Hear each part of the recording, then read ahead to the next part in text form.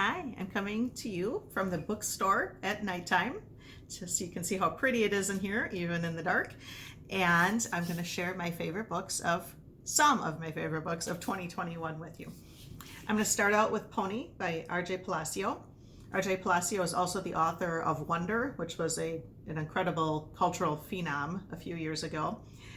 This I call True Grit for kids. It's a true grit ghost story. So good. I just loved it. It's marketed toward middle schoolers, but it's definitely for young adults and old adults as well. So such a great story. Loved it. Okay, this crazy thing.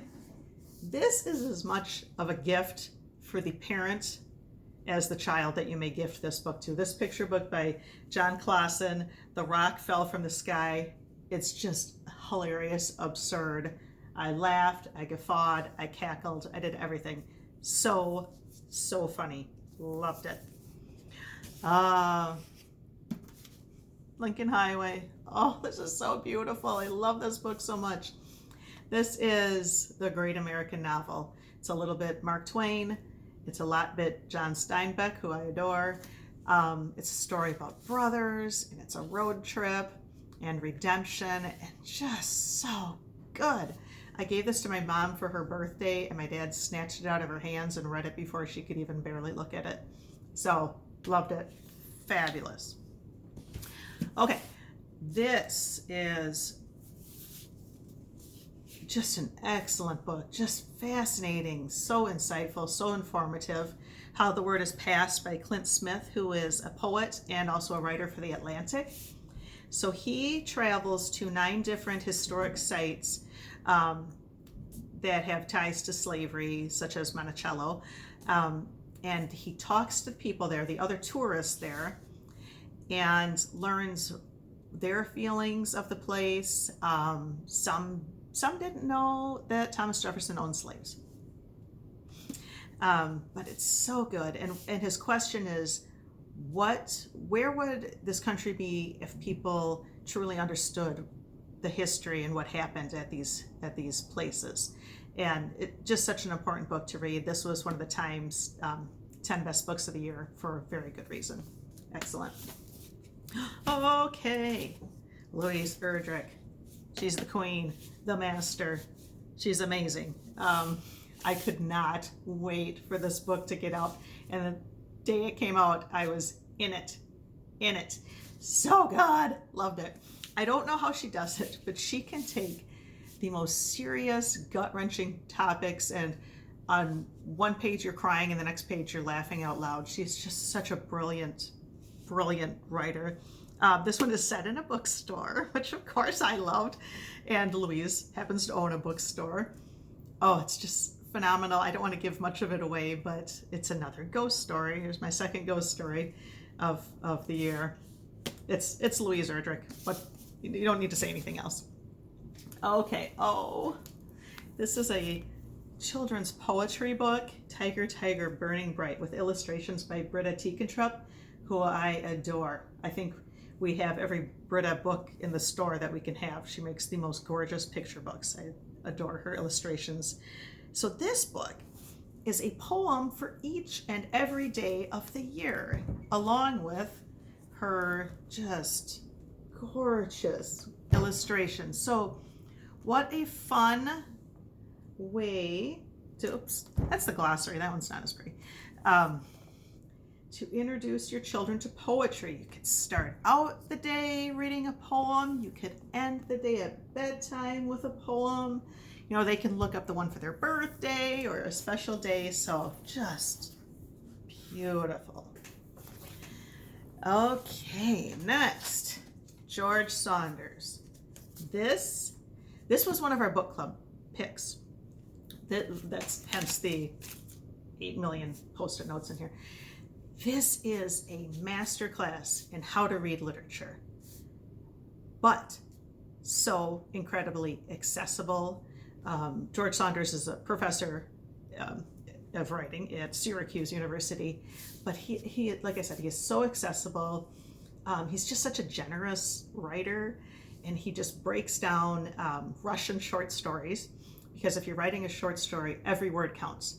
So he asks, why did the author choose this? Why did the author set the story up this way? How do you know, the foreshadowing, just brilliant. And in some of the stories, he breaks it down page by page.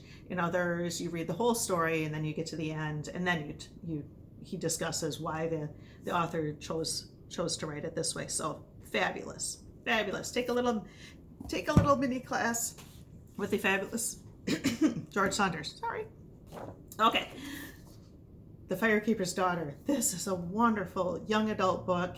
Also good for adults that aren't so young. I'm sorry, you guys. I have to cough. I'm not going to start this video over. Okay. So this is fabulous. Great story about a young woman whose mother is white, her father's Ojibwe, and she's balancing between these two worlds. She wants to know, her father has died.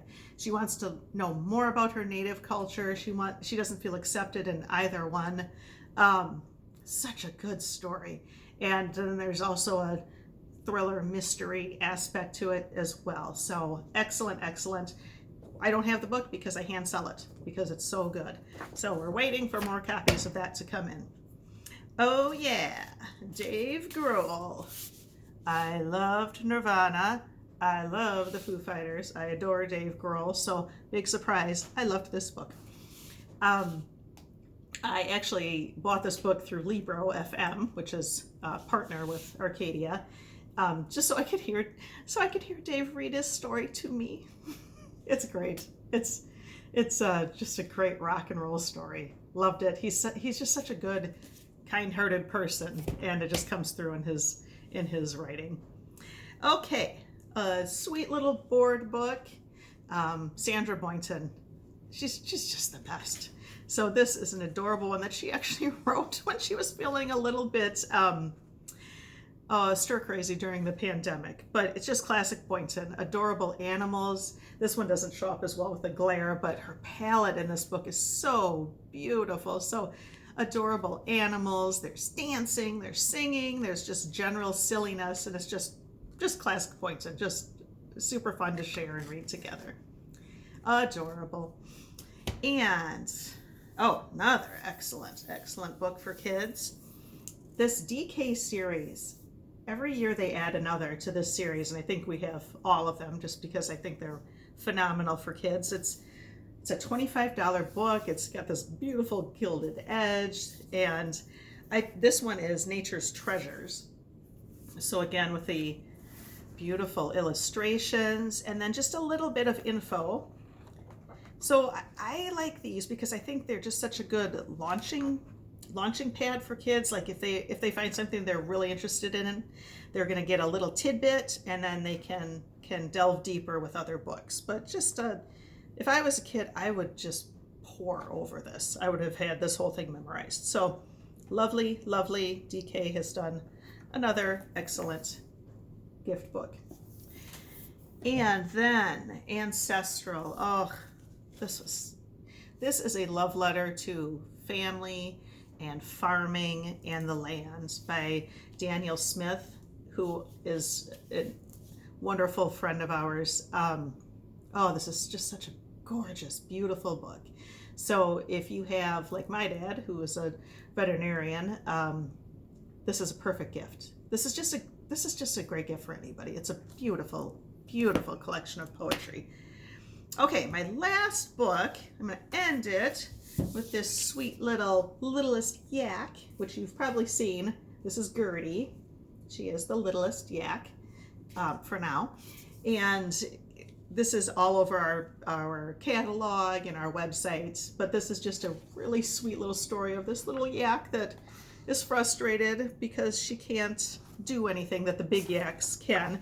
But sometimes being the littlest, there are advantages. So it's just a great story for little kids who sometimes feel left out or they get left behind by their older siblings. But loved it. It's just a sweet story, and look at those adorable illustrations. And Gertie likes to read. So yeah.